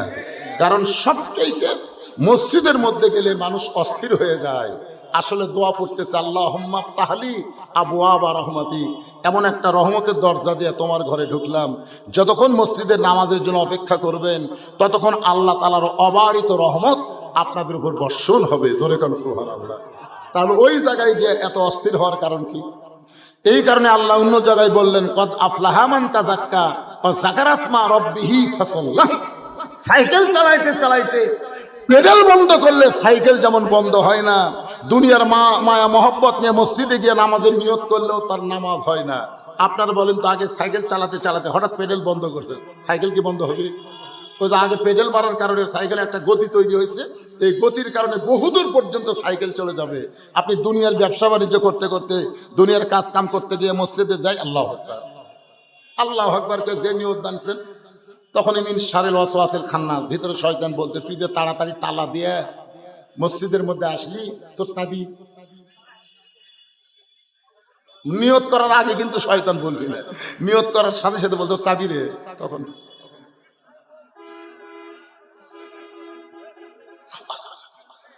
আপনার বলেন তোর নামাজ আছে? হাদিসে আছে বিস্তারিত, হুজুরি কলব ব্যতীত করছেন কালেও নামাজ তোর হবে না। তবে কেন গাও জোয়ারি, মানুষকে দেখাও নামাজ পড়ি, ও তোমার সিদ্ধ বীজে সুফসল ফলে না। আজও কেন আল্লাহর নামাজ ধরতে পারলা না? আল্লাহ কয় নামাজের জোরে ফাহেশা কাজ যাবে দূরে, পাক কোরআনে রয়েছে ঘোষণা। এখন আকাম কুকাম নামাজ রোজা একসাথে বান্ধিয়া বোঝা, জাহান নামে দিয়া রওয়ানা। আজও কেন আল্লাহর নামাজ ধরতে পারলা না? আমার এলাকার এক নামাজি মসজিদ থেকে বের হয়ে বলতেছে, আমাকে চিনিস? আমার চিনিস? মুখ সামলা কথা বলিস, খালি বগুড়ার থেকে ঘুরে আসাই তো সাইজ কর। এখন নামাজ পড়ছি কিছু বলবো না, খালি ঘুরে আসি, 5 মিনিট থেকে বগুড়ার যাবি, ঘুরে আসাই সাইজ করবি। কি ওই কাহালো পার হওয়ার পারেনি, কাহালো 4 মাথা ভুটভুটির সাথে বাজা গেছে, ঘুরে আসাই সাইজ করবি। সাইজ কে করছে? কথা কন না কেন, কে করছে? যাকে বলছে ঘুরে আসাই সাইজ করবো, ওই আবার 250 গ্রাম আঙ্গুর কিনক দেখতে গেছে, যায় দেখে শহীদ যে মেডিকেল কলেজে রোবটের মতন ব্যান্ডেজ করাতে চায়। ওই আঙ্গুর বার করে মুকুট দিয়ে বলতে, ভাই ঘুরে যায় সাইজ করবার চালু, খবর কি ভাই? আমি নামাজ পড়ে রোজা করে মানুষ হবার পারলাম না রে, কারণ মনুষ্যত্ব আমার ভিতরে নাই। যেই নামাজ মানুষকে মানুষ বানায়, যেই নামাজ মানুষকে যাবতীয় বেহুদা খারাপি ফাইসা থেকে হেফাজত করে, আজকে আমরা সেই নামাজ আদায় করতে পারতেছি না। জোরে কোন কথা ঠিক কিনা? দৌড়ে দেয় আল্লাহ, দৌড়ে দেয় আল্লাহ। অনেক লোক মসজিদের মধ্যে ঢুকতে পারে কিন্তু নামাজের মধ্যে ঢুকতে পারে না। এত সোজা না ভাইজান। ওয়াসজুদ ওয়াকতারিব, আল্লাহ কোরআনে বলেছেন সেজদা মানুষকে আল্লাহর নিকটে পৌঁছায় দেয়। রাসূল বলেছেন আনতা আবুদুল্লাহ কান্নাকা তারাহু ফাইল্লাম তাকুন তারাহু ফাইন্নাহু ইয়ারাকা। যখন আল্লাহর বান্দা আল্লাহর ইবাদতের মধ্যে শামিল হয়, ওই বান্দাটা আল্লাহর সাথে দেখা করতে পারে, যদি নাও হয় আল্লাহ তাকে দেখতেছে, এই বিশ্বাস তার কলিজার মধ্যে চলে আসে। ধরে কন্যা সুবহানাল্লাহ। আজকে সেই মসজিদকে কেন্দ্র করে মাহফিল। আমি সময় যতটুকু দিয়েছে মাগরিবের পরে অন্য আরেকটা মাহফিল থাকার কারণে, আল্লাহর ঘর মসজিদকে ভালোবেসে, নামাজকে ভালোবেসে, এখন যদি আপনাদের কাছে মসজিদের উন্নয়ন কল্পে কিছু চাওয়া হয়, আপনি কি দিবেন? ওসমান গনির মতন মনে করেন তো সমস্ত সম্পদের মালিককে। এখন যদি আপনার কাছে ব্যাগ চাই, মসজিদের দান বাক্স আপনাকে সামনে গেছে, মসজিদের দান বাক্স যায় না, আপনার পকেটে 500 টাকার নোট আছে, 200 টাকার নোট আছে, 100 টাকার নোট আছে, 10 টাকার নোট নাই, আপনি কি দান বাক্স টাকা দিবেন? 500, 200, 100। শয়তান বলবে দেশ না, কারণ 10 টাকা নেই। এমন ঠেলা মারছে, 3 জন পার হয়ে গেছে। ওরা 3 জন বলতেছে আল্লাহ তোর হাতত বল দিছে রে, মানে ওরাও দিবে না। অথচ আল্লাহ রাসূল বলেছেন কেউ যদি মসজিদকে সুন্দর করার জন্য, নির্মাণ করার জন্য দেয়, আমি আল্লাহ সেটা নিয়ে তাকে জান্নাতে একটা ঘর বানিয়ে দিই। জোরে কোন সুবহানাল্লাহ। আমরা জান্নাতে যারা ঘর চাই, কারা চাই? আল্লাহ কিন্তু হাত দেখেন তো ভাই, যারা চান এ কে কে হাত তোলেন? এরা কি দুনিয়ায় মনে করতে শেষ নাকি? হাত তোলেন, টান টান করে তোলেন, হাত নামান। জান্নাতে যারা একটা ঘর চায়, আল্লাহর ঘর, মসজিদের জন্য রুমাল যাবে, ব্যাগ যাবে। কেউ যদি রুমাল ব্যাগে না চান, আমি গুনাহগারের হাতে 500, 1000 যদি আল্লাহর রাস্তায় দেন, তাহলে এখানে দিতে পারে। ছোট্ট একটা মানুষ কি বুঝলো, 50 টাকা আমার হাতের মধ্যে দিয়ে দিল। আল্লাহ এই বাচ্চার দানকে, এই ব্যাগটা ঢোকো পিছন দিয়ে, ও যেখানে লোকজন দাঁড়িয়ে আছে ওই জায়গা তাকে দেওয়া লাগে। মাছ কোন দিক দিয়ে যায়, মুয়ান ছিল না রে। দেন, সবাই দেন, সবাই দেন, 10, 20, 50, 100 যাই যা পারবেন, জীবনের শেষ দান মনে করে দিবেন ইনশাল্লাহ। এরশার নামাজের পরে আবার আলোচনা হবে। আমার আলোচনা শেষ হয়নি, লাভ দিয়ে ওঠেন না, আলোচনা সমাপ্তি করছে, এখানেই নামাজ হবে মাশাআল্লাহ। দেখেন, যেটা আপনার সিদ্ধান্ত নেবেন সেটাই হবে। আল্লাহ তোমার একজন করে পুরানো টাকা দিলে, এত পুরাতন টাকা দিলে, পুরো টাকা নাই। মাশাআল্লাহ, আল্লাহ তোমার একজন পাগল 500 টাকা দান করছে আল্লাহ, আর একজন 100 টাকা, আর একজন 200 টাকা দান করছে আল্লাহ।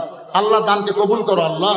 আর একজন মাশাআল্লাহ, আল্লাহ তোমার পাগল, তোমার জান্নাতে একটা ঘর চাই, 500 টাকা দান করেছে আল্লাহ, দানকে কবুল করো আল্লাহ। একলাই কয়েকটি ব্যাগ লেখা হতে দেখেন তো, আর লোক নাই। আরো 2টা ছেলে দাঁড়াও তো, ভিতরে দাঁড়াও। আল্লাহ আর একজন 200 টাকা দান করছে, আল্লাহ তোমার ঘরের জন্য কবুল করেন। আর একজন 500 টাকা দান করছে, আল্লাহ আপনি কবুল করেন। আমার মা বোনদের কাছে বিশ্বস্ত লোক পাঠাবেন, আমার মায়েরা মসজিদকে ভালোবাসে, মসজিদের জন্য তারা দান করবে।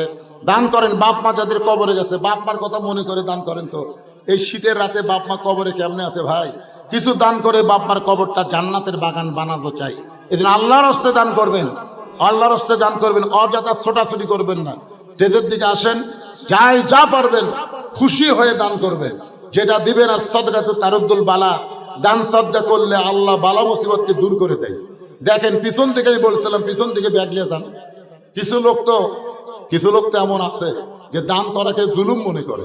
আল্লাহ কোরআনে বলেছেন, অমা তুনফিকু মিন শাইইন ফি সাবিলিল্লাহি ওয়াফা ইলাইকুম ওয়া আনতুম লা তুজলামুন। এটাকে তোমরা জুলুম মনে করো না। তোমরা যেটা দিবে, আমি আল্লাহ ফকির না রে, তোমরাই ফকির। তুমি আমাকে 10 দাও, ওয়াফা ইলাইকুম, আমি তোমাকে 100 ফিরিয়ে দিব। এ কথা কি আমার না আল্লাহ? তাহলে আপনারা আল্লাহ দিতে ভয় পান কেন? আল্লাহ কি নিবে? আল্লাহ ফেরত দিবে। আল্লাহ বলেছেন আমি তোমাদের দিকে ফিরাই দেব। আল্লাহর একজন বান্দা 100 টাকা দান করছে, আল্লাহ দানকে কবুল করেন। যারাই যে নিয়ত করে দান করতেছে, আল্লাহ সকলের নেক নিয়ত নেক আশাকে আল্লাহ আপনি কবুল করেন। আল্লাহুম্মা আমিন। ইয়া আইয়ুহাল্লাযীনা আমানুস্তাঈনু বিস-সাবরি ওয়াস-সালাহ ইন্নাল্লাহা মা'আস-সাবিরিন। এশার নামাজের পরে আবার পুরো দস্তর মাহফিল চলবে, এবং মাহফিল শেষে আপনাদের জন্য স্পেশাল বিরিয়ানির ব্যবস্থা আছে ইনশাআল্লাহ। খালি না, স্পেশাল বিরিয়ানির ব্যবস্থা আছে, গরুর গোশত দিয়ে। শেষ পর্যন্ত আপনারা থাকবেন। মাগরিবের পরে যে হারে আপনারা এসেছেন, তাতেই মাহফিল টইটুম্বুর হয়ে গেছে। এরপরে তো মাহফিলের বেড়া খোলা লাগবে ইনশাআল্লাহ। তাই এই জন্য আপনারা সবাই আসবেন।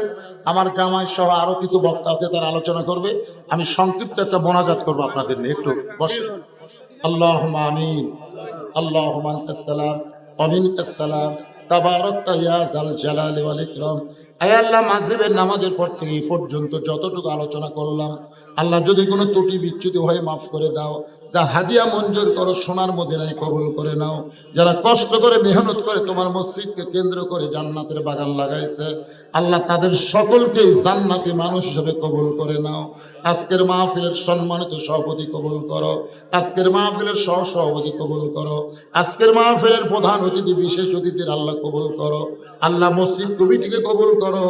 যারা কষ্ট করে এত সুন্দর আয়োজন করেছে, আল্লাহ তাদের সকলকে মাফ করো।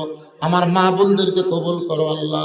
মেহেরবানি করে, আমি অসুস্থ, আমার মতো অসুস্থ অবস্থায় যারা হাত তুলেছে, সবাইকে সুস্থতার নিয়ামত দান করো। আমরা সেই দিন খুবই তৃপ্তি পাবো, শুধু কোরআন শুনবো না, যেদিন কোরআন মোতাবেক আমরা চলতে পারবো। আল্লাহ কোরআন মোতাবেক চলার একটা পরিবেশ আমাদের বাংলাদেশে দান করে দাও। সুবহান রাব্বিকা রাব্বিল ইজ্জাতি আম্মা ইয়াসিফুন ওয়া সালামুন আলাল মুরসালিন আলহামদুলিল্লাহি রাব্বিল আলামিন। আসসালামু আলাইকুম ওয়া রাহমাতুল্লাহি ওয়া বারাকাতুহু।